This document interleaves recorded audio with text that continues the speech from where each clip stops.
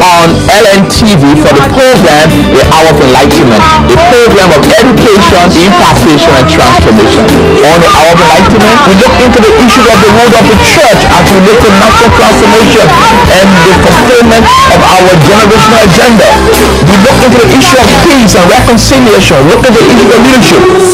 National peace and reconciliation is hinged to accurate national spiritual partnership. Spiritual protocol is a catalyst for national transformation. During elections, people become desperate for power that they go to the extreme to bring the wish to come to pass. Where there is vision, there will be development. Where there is no vision, there will be undevelopment and chaos. The discovery of your destiny is the key to success. God bless you. Hello, television viewers. My name is Fode Emmett. The discovery of your destiny is the key to success. Welcome to another edition of Hour of Enlightenment. I'm your host, Fode Emmett Carpet. Well, this is the day the Lord has made. We must rejoice and be glad. It is a wonderful day as we prepare for November 7th runoff. We are here continuously praying for our nation. We are here continually believing God, and I want to say that God is and has been faithful to our nation. We thank God for his blessings upon our country. We thank God that the first round went well and good, and we are preparing for the roundup. As we do that, we want to continuously look at the process, continuously consider the issues, and take some time and see what is it we need to do as a nation, because right now leadership is a very critical issue as it relates to our nation. As we decide leadership, we want to make sure that we can go through the process, but not just going through the process, but making sure that the process is free, the process is fair, the process is transparent.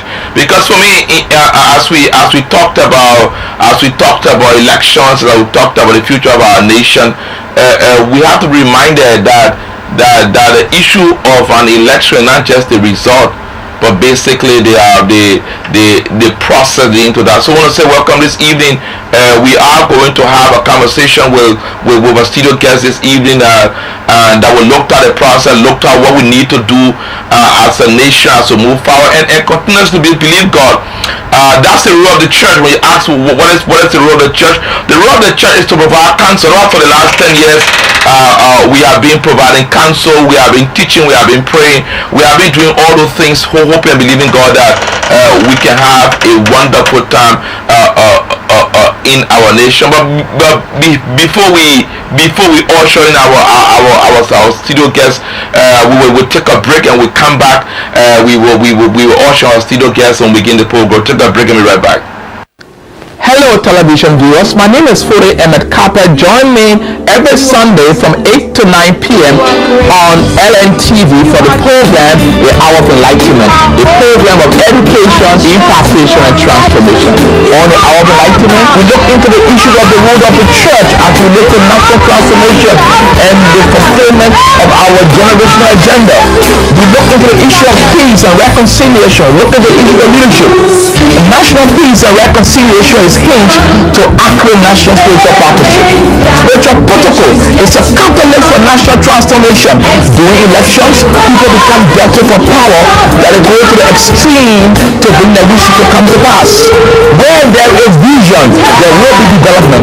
Where there is no vision, there will be undevelopment and chaos. The discovery of your destiny is the key to success. God bless you. Where there is no vision, there will be underdevelopment and chaos. The discovery of your destiny is the key to success. Welcome again to the Hour of Enlightenment, and this evening, as we prepare for runoff on November 7th. Last week we were here doing a time of reflecting on the process. But today we're going to do part 2 of that conversation. We have a guest in the studio that we will do some analysis of the process and make some recommendations as spiritual leaders and as elders. Many people ask, what is it the church is doing? We don't hear the church and what the church say and what the church, everybody concerned about the church. But don't forget that let me remind some of us on September 17th, on the 80th, the church gathered about 8,000 Christians of all denominations gather, and we pray. What the church been doing? The church been on this program for a very long time, providing teachings and guidance and leadership. What the church been doing? Creating a platform for presidential candidates to come and share their vision with the nation. What the church been doing? A turning point in collaboration with Bishop Jonathan Fax at the Sintana Pavilion had a major program where church leaders came from all across the country to engage political leaders. What the church been doing? The election, the church had observers in all the 15 counties observing the elections. So those are some of the things the church been doing. But those of you who are concerned about what the church been doing, what the pastors have been doing, what the body of Christ been doing, that's just some of the things the church been doing. And lately, church leaders have been making sure that they interface with political leaders, they interface with the National Election Commission, do our part in making sure that we can contribute to the peace and stability of our country. Just to remind us that the church has been very engaged. I mean, the church, from all sectors or all denominations, has been putting their weight behind the process. And not just that, if you listen to all the church program on radio and on the internet, on television, all the pastors and bishops and priests and people are all been preaching and talking about leadership and caution the nation. And so the church has been playing a role. Your responsibility as citizens is to hearken to the voice of your leaders so that can be well of you. This evening we have in our studio Rev Thomas Dowie. Rev Dowie is the senior pastor of Restoration Power Ministry out there in Jamaica. He's not a stranger to this platform. He's here with us this evening. We're going to do some analysis of the process. He's going to give his own perspective on the October 10th process, and we'll look at some recommendations. Then we'll take your phone calls, and then we'll wrap the program. Rev Dowie, welcome to the Hour of Enlightenment once again. Thank you. It's a pleasure. Amen. Rev Dowie, we went to the polls on October 10. First thing, what was your impression about the process?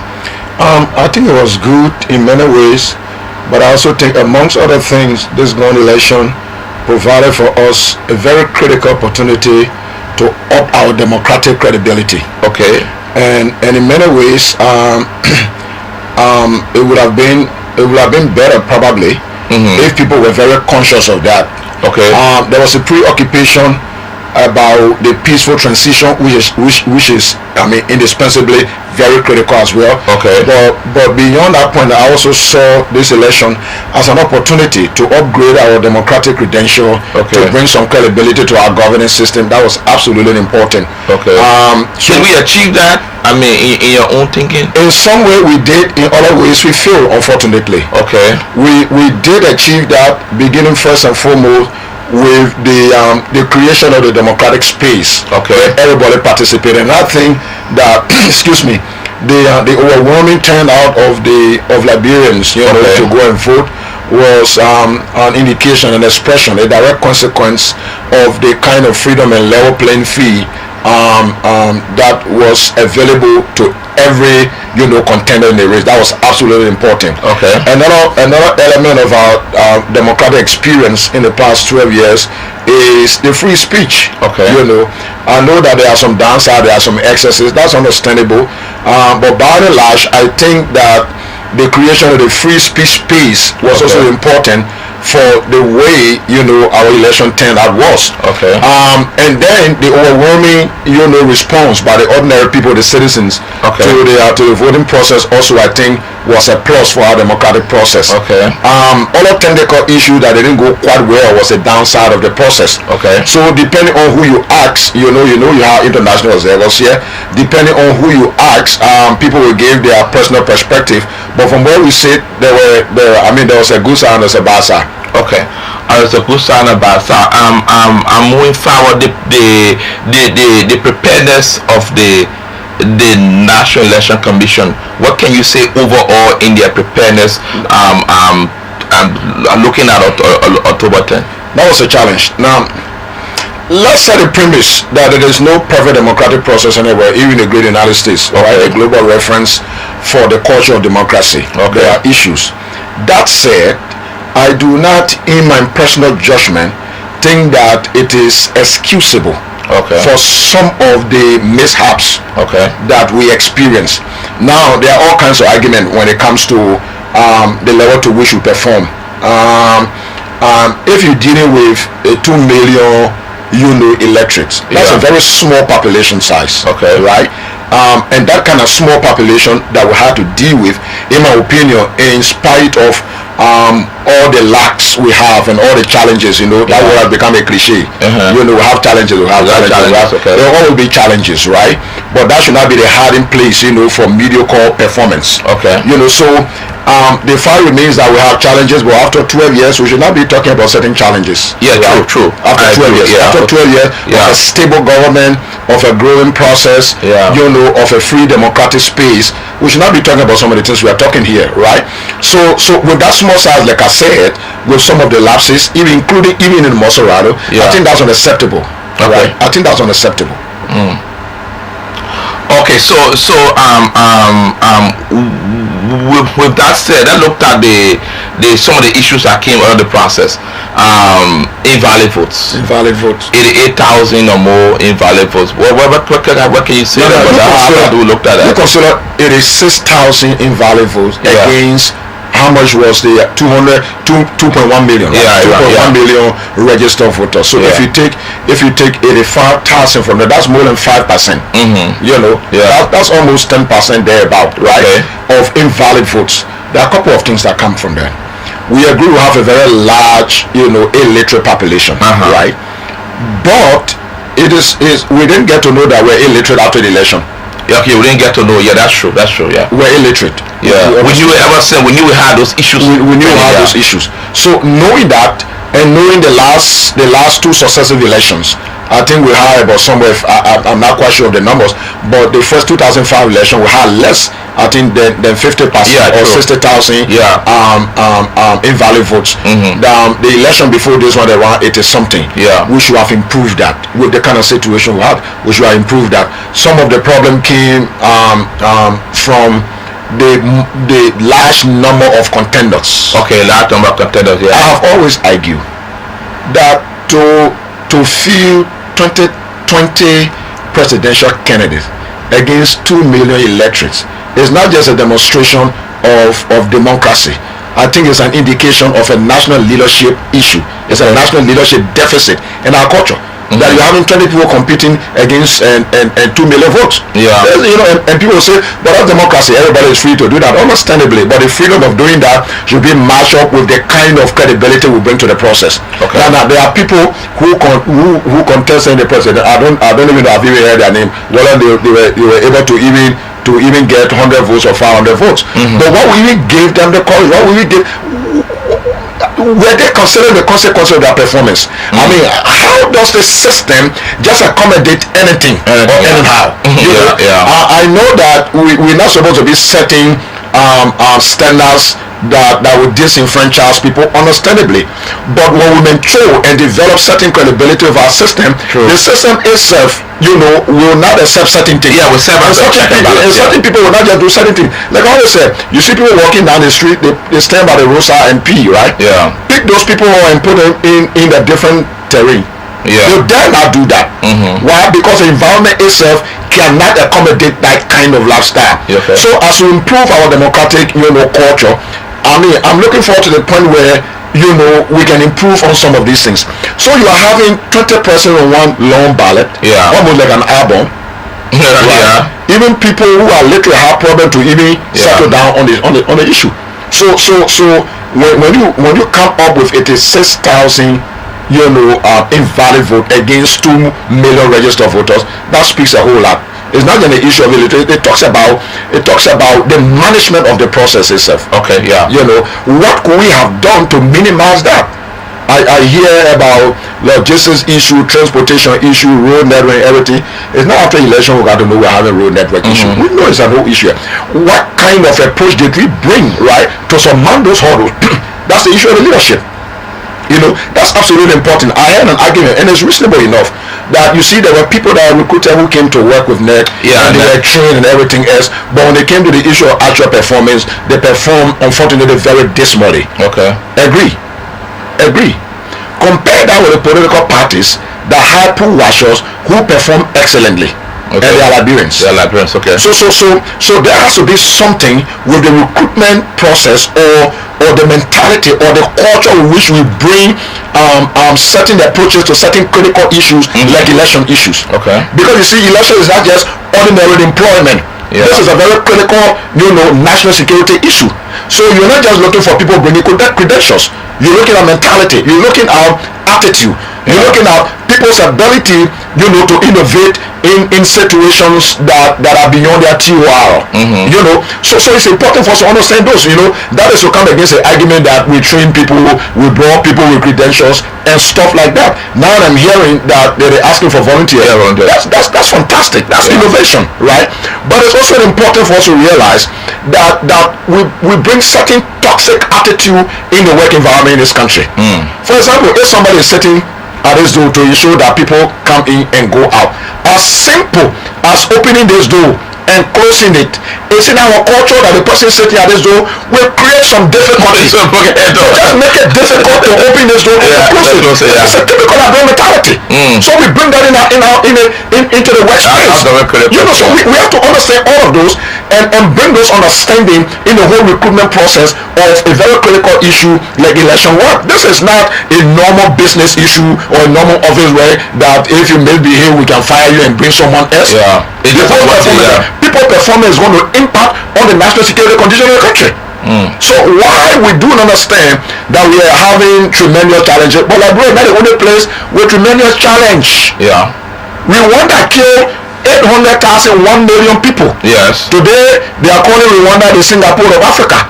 We killed 250,000 after 12 years. We are still talking about challenges. That's how Africa had war. They went in the city. They carried destruction.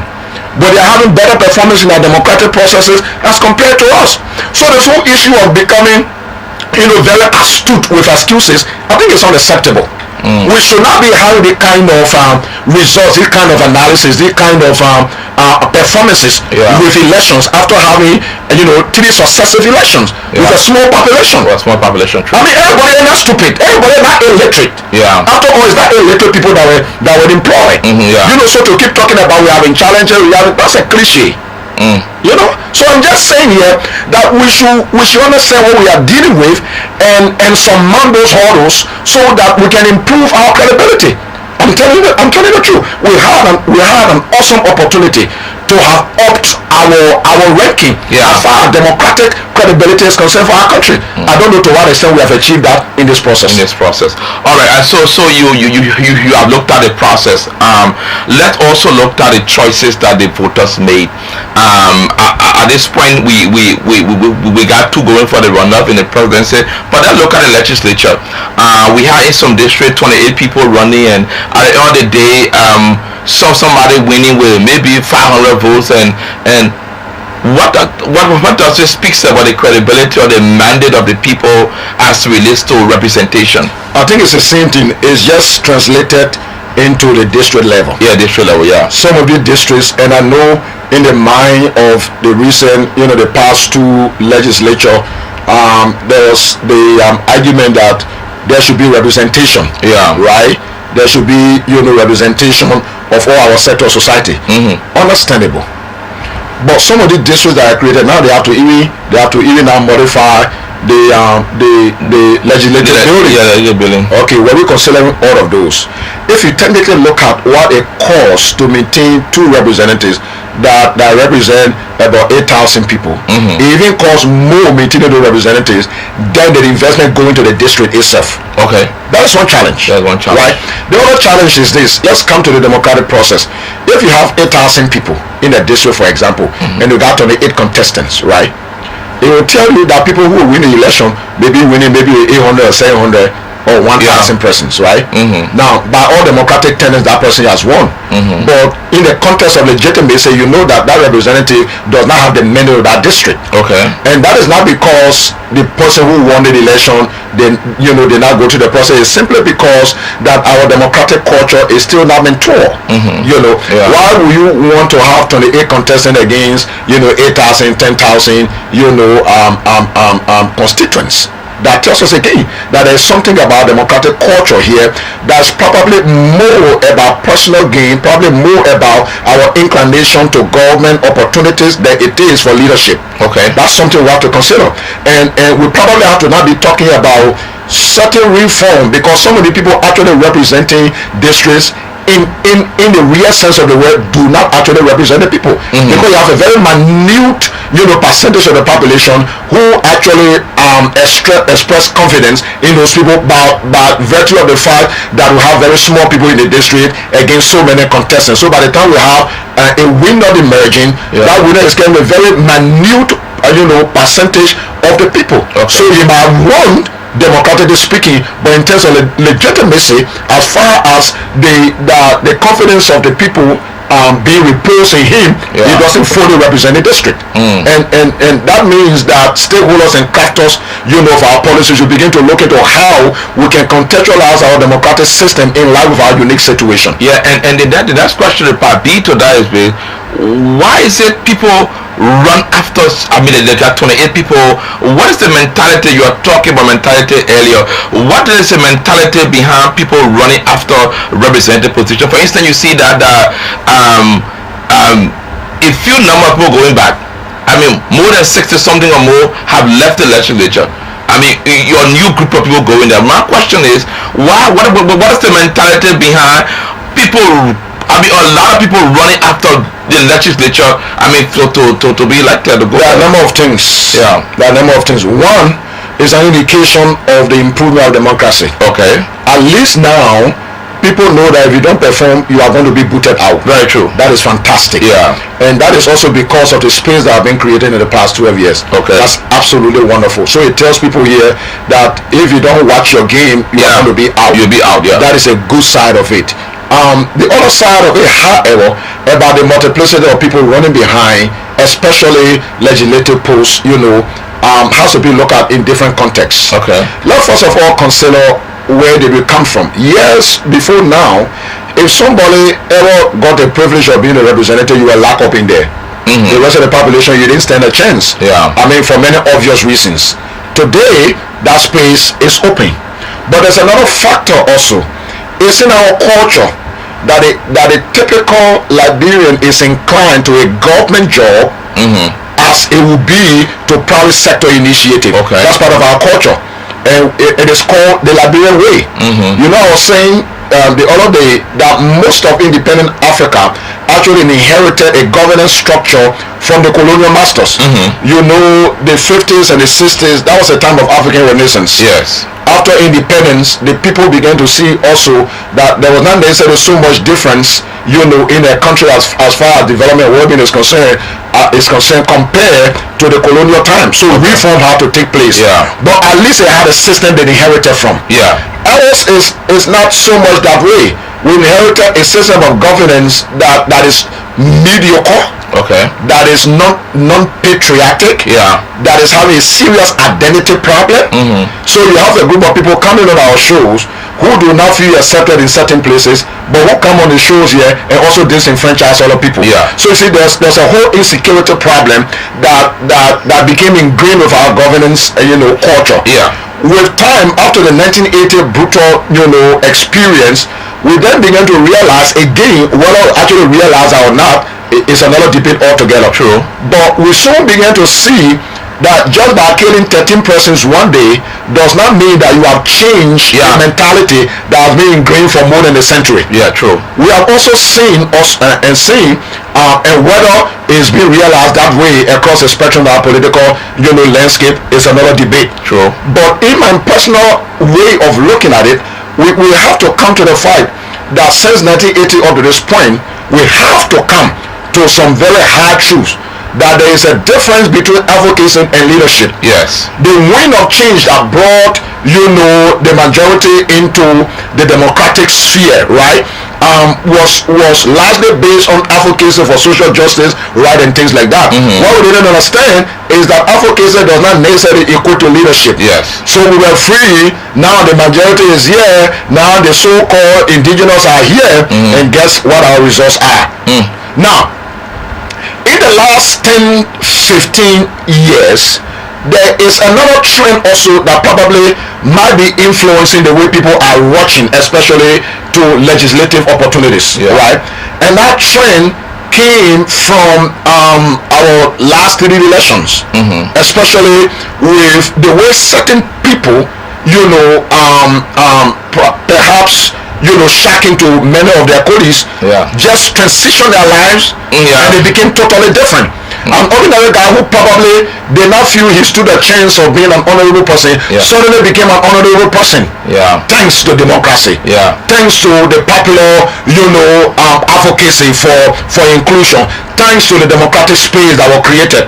So with that kind of possibility and knowing our culture, that we are largely oblivious, to the opportunities in the private sector and our inclination to government opportunities, and seeing how our friends have changed a lot, in the short time. I think that spark up an appetite for that. Over and above just the fact of leading our people, because everybody talk about the Liberian people, the Liberian people, the Liberian people we're talking, but when you see that argument of the Liberian people, then you begin to get to the substance of why people are here, and it's not hard to find. You just see who these people are, where they are coming from, how have they conducted their personal lives, how have they affected their immediate social, environment, and then you can match it up with the argument of the Liberian people, and you will see where the substance is from the chaff. Alright, this is Our Light TV. I'm your host, Fode Emmett Carpet. Tonight we're in conversation with Rev Dowie, and we're still doing some reflection on the elections, October 10th. Now we're going to a roundup, but this evening he's putting some spotlight on some of the mentality issues, some of the historical mentality deficiency we have of a country that sounds loud in the way we conduct our governance process. But Rev Dowie, moving forward, we have a runoff coming up on November 7th. We have the issue of invalid vote and voter education. Moving forward, what become your advice to NEC? Well, I think I've been hearing the NEC people on the radio, and they say some wonderful things. I think one of the things they're doing is that they're not changing anything. The color for the presidential ballot remains the same. Okay. The room you voted in the first round is a very room you should go to. That I think is a great idea. I also heard that they are going to increase the font size of the room, the number range. Number range. On each polling room. Okay. That I think is a great idea. Okay. And improving the management process with the hope of minimizing a lot of the downturns in the process. And I would think also that political actors, especially political parties, the one that are actually in the fray right now, will also contribute in the process of enlightening their voters, right? Because it's not just a NEC issue again, but primarily they have the statutory mandate. Okay. That's why they enjoy the amenities they enjoy. That's why they get a car they get, that's why they get the pay they get, that's why they get the security they get. True. So it's a responsibility if the process doesn't work, So all the excuses, but by and large, we are looking forward to a better turnout in terms of the performance of the voters, in terms of the management of the process. We're hoping that polling centers will open on time. We're hoping that the confusion, at polling centers will be minimized, even if not completely eradicated. Okay. We're hoping that when international observers give their perspective on the issue, that it will improve. We are all looking forward to that. We're hoping that will be. And as you talked about that, the whole argument about casting ballot before inking or inking before casting ballot, what are your thoughts around that? A lot of people saying once you ink the press before they cast the ballot, the possibility of the ink spilling on the paper and all of that is high, especially in rural areas and other places. And so the thought right now is let the person cast the ballot, and after they cast the ballot, then they get ink. What do you think about which one should come first? I think it's ink before or ink after. Let's say kiss the bride before you are declared married. Okay. What is the ink supposed to indicate? The ink is supposed to indicate that you have voted. So if you haven't voted, nobody should put ink on your finger. Okay. So I would think that the ballot should be cast before ink is given you, because that is supposed to show the proof that you actually voted. Which is just logical. Again, consider somebody being ink before going to cast a ballot. Ink will spill on the ballot, and that's an issue of invalid vote issue. And NEC is very rigid on that. So you want to minimize the possibility of somebody vote being being disqualified. I would just think that it's just a normal process of casting the ballot and can collect your ink. And okay, so the second thing I want your thought on is that NEC has 3 ways of identifying the voter's intent: the check mark, thumbprint, or the X. Now, in some instances, some people are saying now that as we go through the process, if a voter go and signs in the badge, just read the name or do something about apart from next standard should be considered, because the intent of that of the badge is the voter's intent will be clear. But next got a standard. You ought to check, you ought to cross, you ought to do thumbprint. What do you think about that? Because some people are saying that contribute largely to invalid votes. I think it's an issue of trying to prove that you are on top of your game. The whole intent of marking is to determine whether somebody has reposed confidence in a particular candidate. Yeah, true. I mean, in a real sense, if somebody did not write, if somebody just prick that space, that's an intent. Okay. So in my thinking, it's not the kind of mark. Okay. It is an intent. Okay. So if somebody signs, it's a demonstration that if they had checked, this is the person they will choose. But I think I don't know what is in the thought of the NEC officials. Okay. But from where we say it, the way you count the ballot is a person making a mark on that ballot.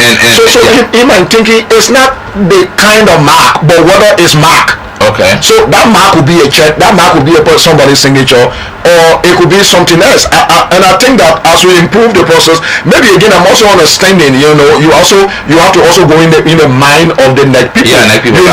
They want to protect themselves from criticism. They want to protect themselves from somebody saying, okay, they wasn't right, but I can understand all of that. But we should look at the spirit of what's behind the thing. You are looking for a mark. So it's not the design of the mark, rather the mark itself. But I think moving forward, some of those things will be sorted out. At this point, sometimes you just have to consider the spirit with which NEC argument is brought to the process. Because there are people who will be looking for a scapegoat for their failures, right? Yeah, true. So they look at it and say, no, because the person not market. So I think they're trying to protect themselves from all of that. But as you mentioned and improve, I don't think that would be an argument. If we got to a place where somebody came and pricked the paper, the fact that they even put a mark there, that's what you're looking for. Wow, okay. That kind of thing. But I think where we are practicing, we are moving on, so we could probably understand what NEC is, but in the real sense, that should not be a problem. I even heard of people checking a particular box 1, 2, 3 times, and the ballot was considered invalid. I mean, for God's sake, what are you looking for? It's the person showing his interest. And the intent is clear. The intent is clear. I think crossover is something that become different to even if the team were to cross that box, the fact that they did not spill all in another person's box, there should not be an argument. Okay. But I think where we are, we are having those rigidities because of where we are. But as we improve, people begin to understand that. Because I mean, in a real sense, if somebody went and check and the team crossed the box, the fact that cross did not infringe on another space, that should not be a problem. But I can also again understand the next challenge and campaign message moving forward. We got 2 parties in the race. What is expected of these 2 parties as it relates to selling themselves more and campaign? I mean, from your own perspective, what is it the voters should be looking for? I mean, as it relates to the 2 candidates. At this point, can I be blunt? Yeah, be blunt. At this point, every voter looking for anything. Okay, why? There are 2 people. Conclusion is made. In political campaign, they got 3 categories of people. Okay. They got the saviors, they got the sinners, and they got the savables. Okay. The saviors, the sinners, and the savables. You see, the saviors are your people. Okay. I don't care how you blunder. They called Donald Trump saying nasty things. Yeah. And you will have thought that would have disqualified Donald Trump. Okay. His saviors were there. True. Okay. Your savior are the people that are for you. You made mistake, you not make mistake. They for you. Do wrong thing, you not do wrong thing. They are for you. The sinners are the people you can go to heaven, you come back. They will not vote for you. They're not interested in you. Okay. It is this neutral group called the savables. Yeah, the savables that campaigners are looking for. Okay. You will fish certain places. You will get in somebody's savables. You may catch 1 or 2. Right? You may get in somebody's sinners, you may catch 1 or 2, but the main people you're looking for are the syllables. You already have your constituency. Most of what you do is just reinforcing the constituency. Okay. At this point in our election, most of it is concluded. A few people who will change their mind. Okay. Right? Okay. Let's consider the messages. Yeah. I mean, in a small country, if you have 20 candidates, you don't expect messages to be diametrically different from each other in many ways. True. Okay. A lot of what we heard were similar in many ways with certain technical differences. And those technical differences actually have to do with people's capacity to actually explain how they achieve the things they said they were achieving. That's where the issues were. Yeah, that's because everybody's talking about education, everybody's talking about infrastructure, everybody's talking about health, everybody's talking about security. Those are the issues. Everybody's talking about reconciliation. The major difference was the intelligence of the one propounding those promises as it relates to his capacity to gather the support of the country and to champion that process. That's where the major difference was. Now with 18 of those contenders leaving with only 2, most of it is going to be borrowing from what somebody said, reinforcing some of the mistakes you made and stuff like that, right? So I would think that much as people should be looking for voters, right? But this message of calm and peace, this message of people not just voting because they want their candidate to vote, but voting also to improve our democratic credential. It's absolutely important. You want to make sure that your voters are conducting themselves properly, and we have to commend the Liberian people for the manner in which they conducted themselves at the pool, giving all the inconveniences, right? We want to continue that same spirit. We also want to make sure that we get more people out to the vote, because history of runoff elections all around the world show that runoff election normally doesn't pull as many people to the pool as the first one would do, voter apathy. So you also want to make sure that if you turn out to eventually win the election at last, your victory actually carries certain credibility. That's credibility of legitimacy. How many percent took part in the election? What was your margin? That's absolutely important. I would think that the 2 people here now who are contending are also keen on that. You want people to come up because you want to bring legitimacy to your victory. Your hope for victory. But we want to ensure as well that as people go to the pool, that they conduct themselves in the same, and probably even better than they did. But that also lines up with pool records. You do not want to inconvenience people. You do not want to create difficulties for people, so that the people get stressed up. It could lead to some misbehavior and things like that. So I would think that the message to bring people out to the pools to vote for you should also carry the message of proper conduct, the message of peace. Right? The message that when people are going to the pool to vote, it's not just that they're going to possibly make you a window, but they are also contributing to the way the outside world will be looking at us. That's absolutely important for us. All right. Before we take our phones, the final questions. There are some parties who felt offended with the irregularities during elections. They go into court. Many persons are saying, no, let the people leave it and let them just forget about it. Let Liberia move on. What are your thoughts about that? Liberia does not move on if the people do not take advantage of the legal process. You cannot have a civilized, intelligent, progressive, growing democratic society if people think that the judicial process, is tantamount, to chaos. That's not the way it works, right? Now that's why you have judiciary. That's why you have the judiciary. Why? Because there will be infringement of the laws. I mean, if you were in a race, especially if you were knocked out, you want to look at the reasons why you were knocked out, and some of those could be that you might have felt disenfranchised and you're supposed to go to court. That's absolutely important. And it's important, again, like I'm saying, that stakeholders who are managing this kind of judicial gates should let people know that when people go to court, that's not to show that they don't want peace. And they don't love the country. They don't love the country. That's supposed to be done at the judicial process. People should engage the court. If anybody feels disenfranchised in the process, in fact, I would personally say, I want to encourage that person, go to court.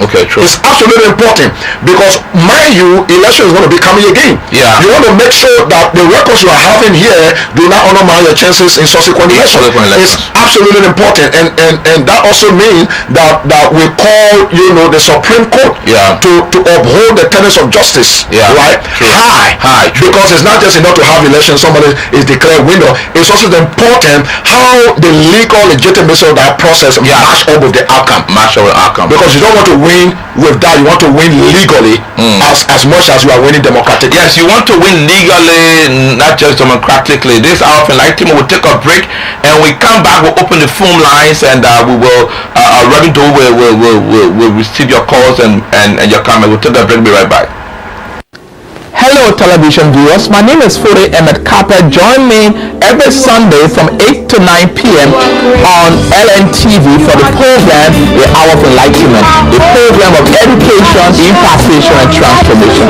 On The Hour of Enlightenment, we look into the issues of the world of the church as we look at national transformation and the fulfillment of our generational agenda. We look into the issue of peace and reconciliation, look at the issue of leadership. National peace and reconciliation is hinged to accurate national spiritual partnership. Spiritual protocol is a catalyst for national transformation. During elections, people become desperate for power that is going to the extreme to bring the vision to come to pass.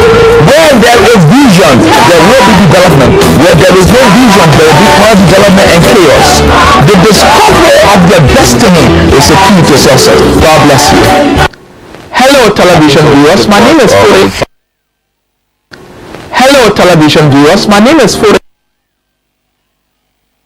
Welcome back to Hour of Enlightenment. The number will appear on the screen, and we'll start to take your calls. Rev Dowie, just before the calls start to come, we will take the first 5 calls and let Rev Dowie answer. Then we'll have time. We'll do another set of 5. But Rev Dowie, you ended our comment about not just winning democratically but winning legally. I want to go back over our comment. That's very important for viewers out there in the country to take very seriously. It's absolutely important. Yeah. You know, and I can understand when people say, "Oh, for the sake of peace." If for the sake of peace you evade the legal process, you are actually, shooting yourself in the leg. True. Because you cannot have peace in the absence of legal legitimacy. Mm-hmm. So in a situation of competition, it's obviously normal that there are going to be dissatisfaction and there are going to be some lapses. Whether or not those lapses, are matched up to the credibility of the legal requirement is something else. But what is important is that people should have their day in court when they do not feel satisfied, especially in a process like this. It's good even for those who win. Yeah, true. Yeah. Because it brings legal legitimacy to your victory. You don't have a presidential victory that is undercut by all kinds of grievances. Because when people feel that you won not rightly, it undermines the legitimacy you carry into national office. Okay. So it's important for our society to know that going to court is absolutely normal. That is a right thing to do. That is part of a civilized society, and we should all encourage people taking advantage of the court. Yeah. All right. 0883226 is the Lone Star number. 077833624.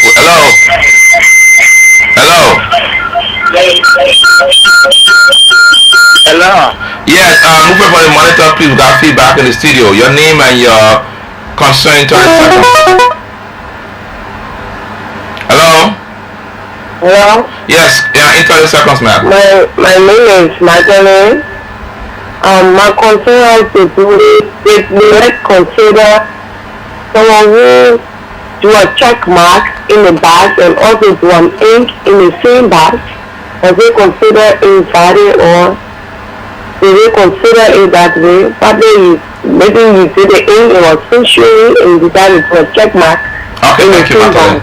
Alright, but we'll look back. But okay. You heard a question, and it's so issue about voter intent. I think that's why they're trying to address. In some instances, once you check and put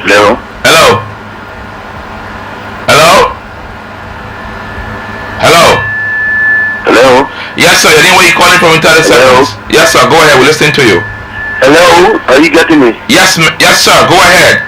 My name is Diamond Anderson, and I call from a resident on the airfield. Okay, Diamond. Quickly. Hello. Yes, go ahead. Hello. Are you getting me? Yes, Diamond. Go ahead.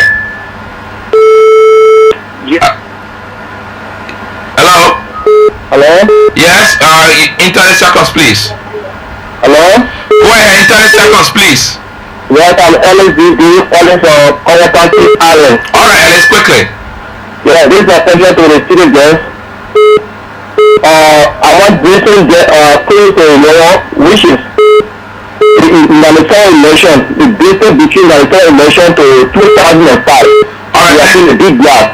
in the 2005 election, we see that the independent vote never reached that anymore, which is people were born at that time. The independent vote never reached that anymore. 2011, independent vote never reached that anymore today. Then why is it that today, 2017, independent vote reaching the 84,000. All right, thank you, sir. We are not using now, but you just come in. That's the question for tonight. All right, thank you very much. We'll take 3 more questions and then Rev Dowie will answer them quickly. Hello? Hello? Yes, sir. Your name, where you calling from? 30 seconds. Hello? You go ahead. Hello? Go ahead. We're listening. Go ahead. 30 seconds, please. Hello? We are listening. Go ahead. Hello? Yes. 30 seconds, please. Go ahead. Hello? Go ahead. We're listening. Go ahead.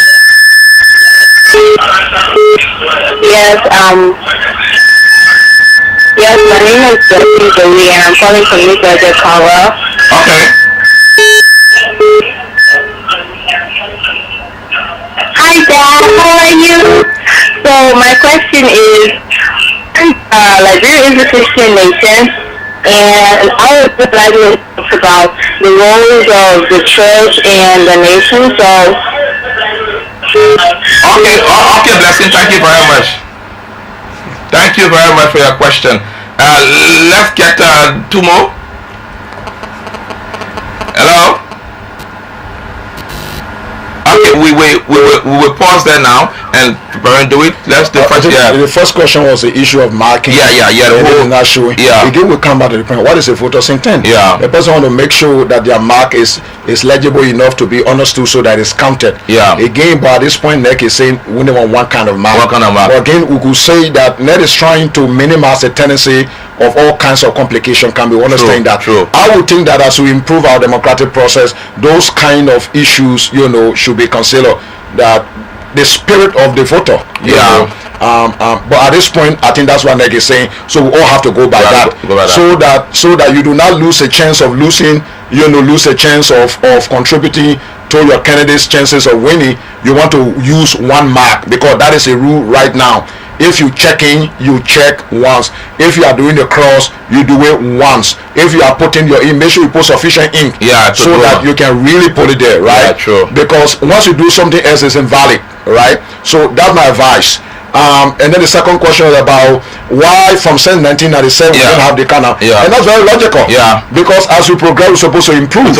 Sure. Then it comes to the issue because now we argue that the people were not educated, voters, low civil voter education. That's why we do census. That's why we do research. That's why all these things are supposed to be.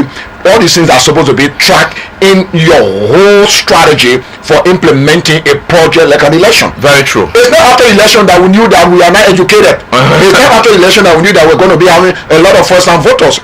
We knew that. We also know the general performance of our people in school, our children, the way people perform on the radio, in the newspaper. We understand all of that. So we should have taken all of that into consideration so that it informs our strategy as to how we implement this process, not just so that we eventually have a president and representative, but so that our credibility improves. I continue to make this point. Credibility. As you travel, the kind of reception you get when people get to know you are Liberian. When they see your passport, the kind of body language action you get. All of that comes, as a result of the way the general perception the outside world has about the country. So we have an opportunity like this, a very golden opportunity to have a peaceful transfer of power in 73 years. I would think that those kind of sensitivities were supposed to be employed in the way we are crafting our strategy to implement this very crucial project. So moving forward, we should take the things into consideration and not to be very astute in raising excuses and here and there, because we didn't have these challenges after the election. We always knew them. Who were we bringing into this process? What kind of mentality were we recruiting? What kind of mindset? What kind of attitude we're bringing? That's absolutely important, because education is not just academic. It's important to understand the terrain, the culture, right? The general atmosphere within which we function.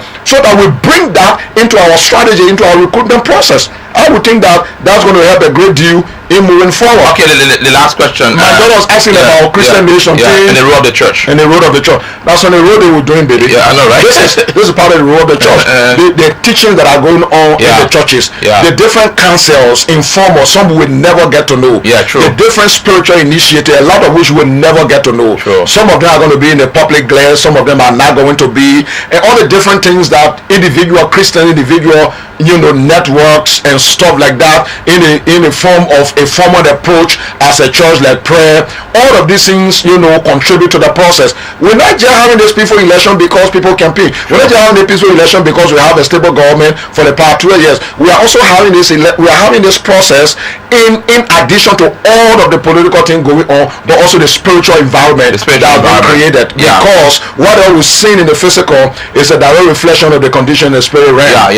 And custodians of spiritual authority are the ones, with all humility, responsible for the spiritual condition we're having here. Yeah, very true. All right, we will take 5 more calls, and then we will wrap the program this evening. Hello. Yes, sir. Where you calling from in 30 seconds, please? Yeah, this Carter, we kept calling from 12th Street. All right, Titus, quickly. Okay, my own rejection. It's very interesting to see that people going this way. More especially what you have to do is the Torah process. People should understand that this country need to transform from one point to another. Okay. If the 4,000 you buy the boat, it's highly unrealistic. This is nationally, you have never seen it, particularly institution unfolding in any country around the world. Why must it be that bureau? Is it a country in this country?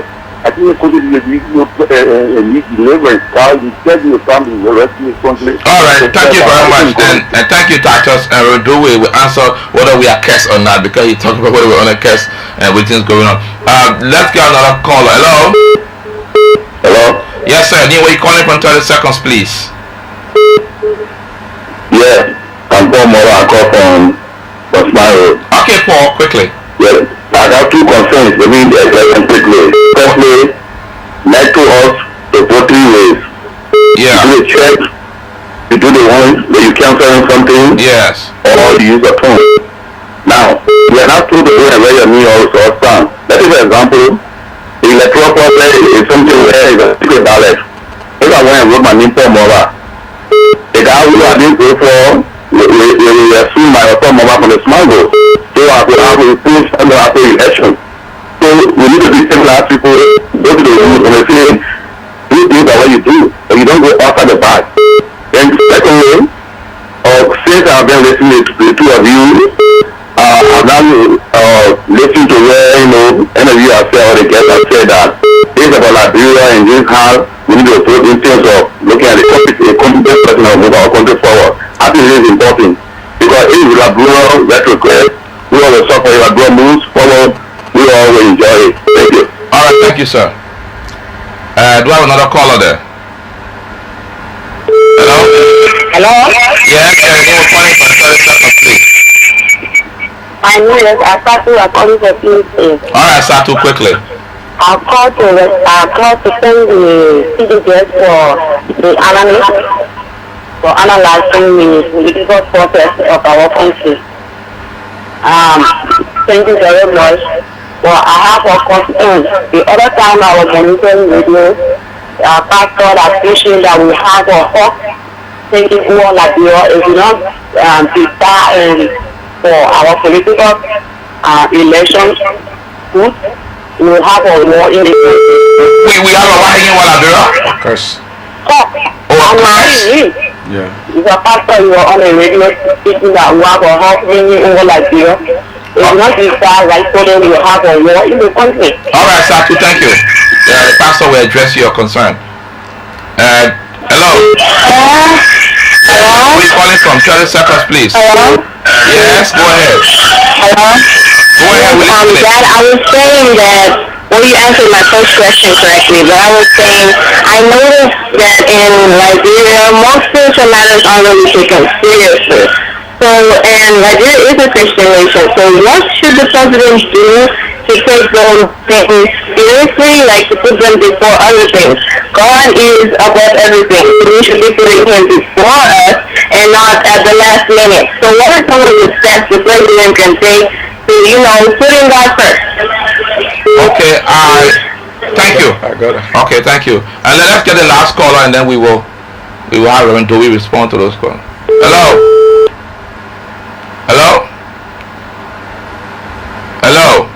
All right, we will end the course here. Okay. And we come on at a time. Okay, let's start from last. Yeah, My baby girl is talking about the role of the leader. What is the leader doing to bring the country before God? Yeah. Spirituality is a personal situation. And in the context of national leadership, it is squarely in the purview of the leader to apply his spirituality in the public space. Or in this case, spirituality. Yes.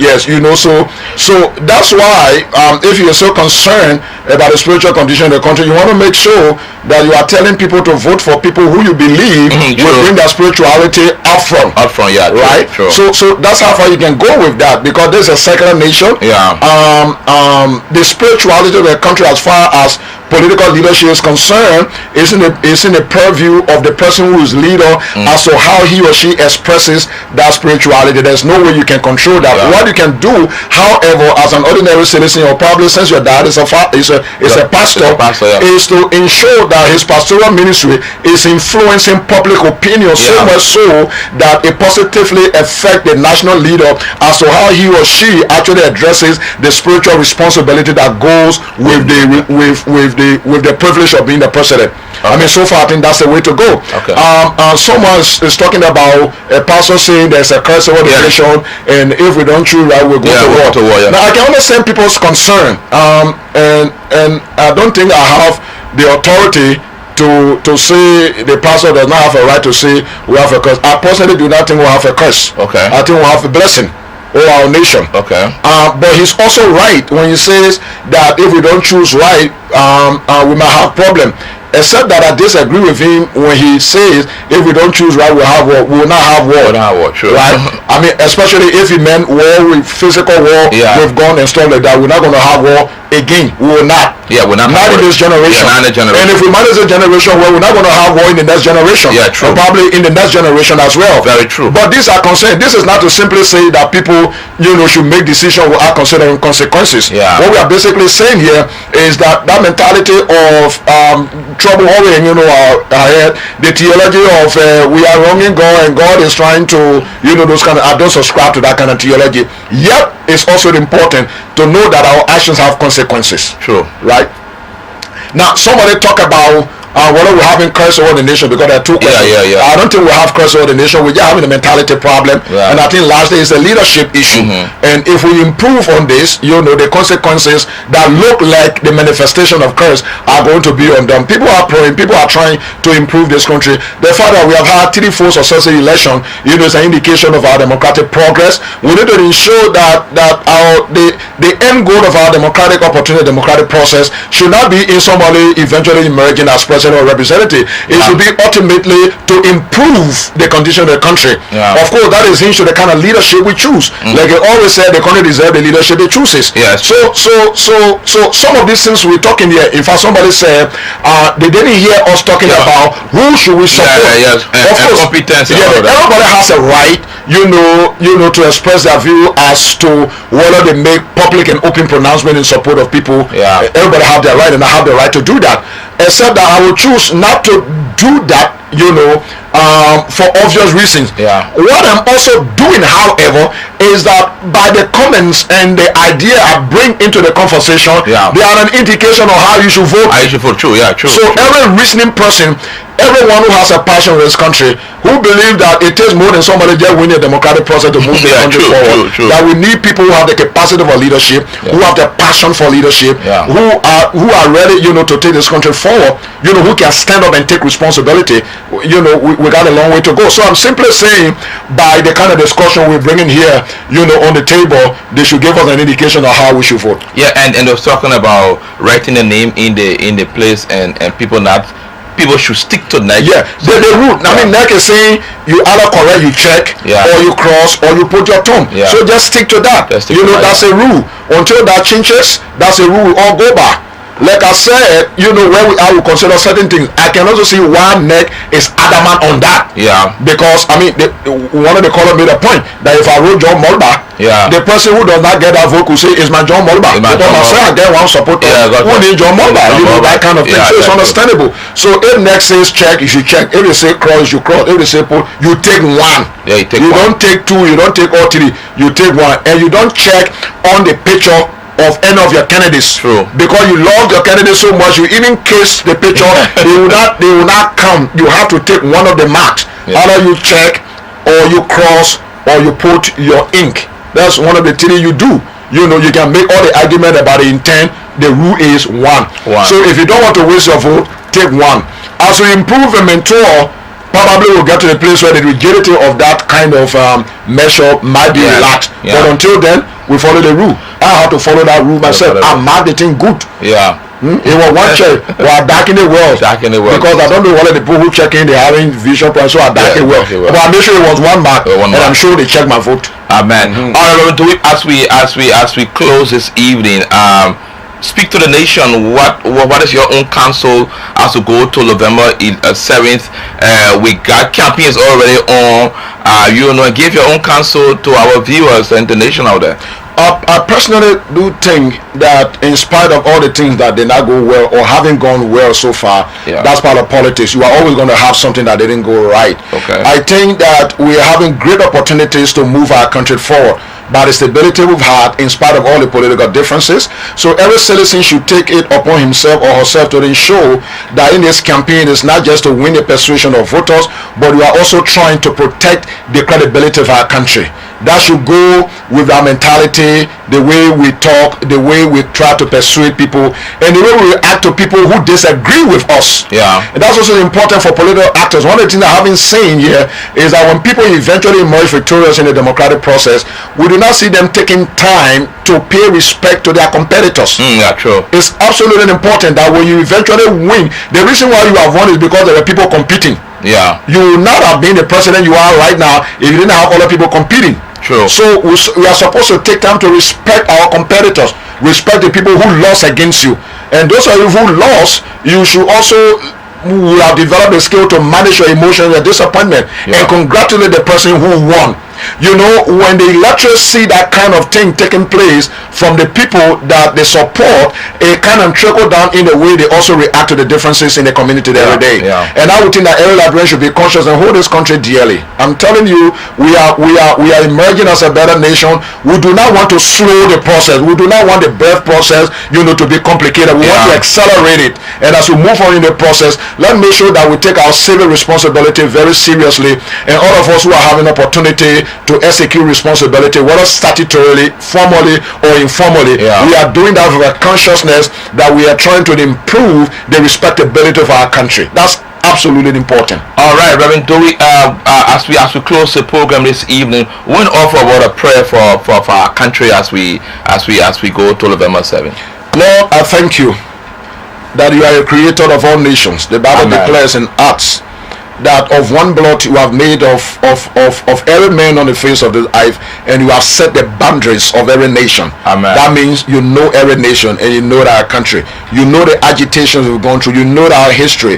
You know the desperation of our people. You know the challenges and everything else that characterize the condition of our country. I pray today in the name of the Lord Jesus, Amen, that you will look upon us from heaven, that you will show mercy.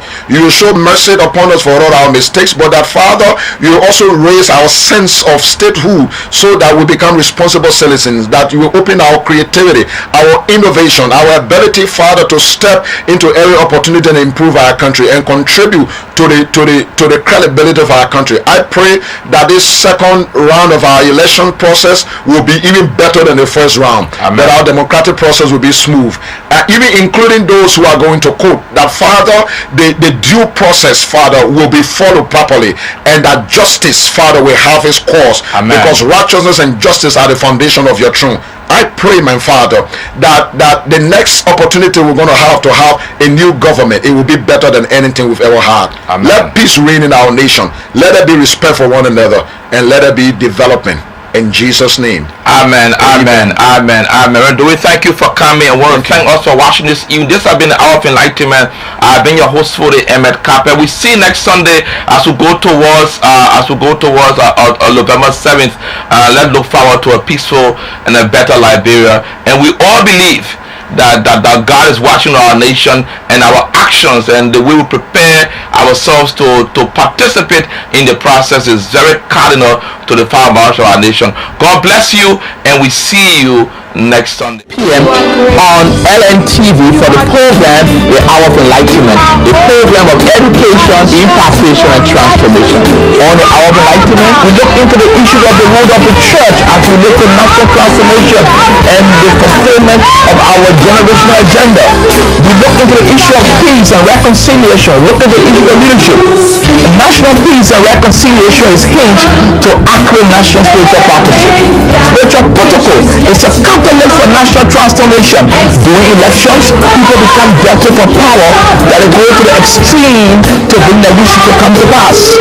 Where there is vision, there will be development. Where there is no vision, there will be development and chaos. The discovery of your destiny is the key to success. God bless you.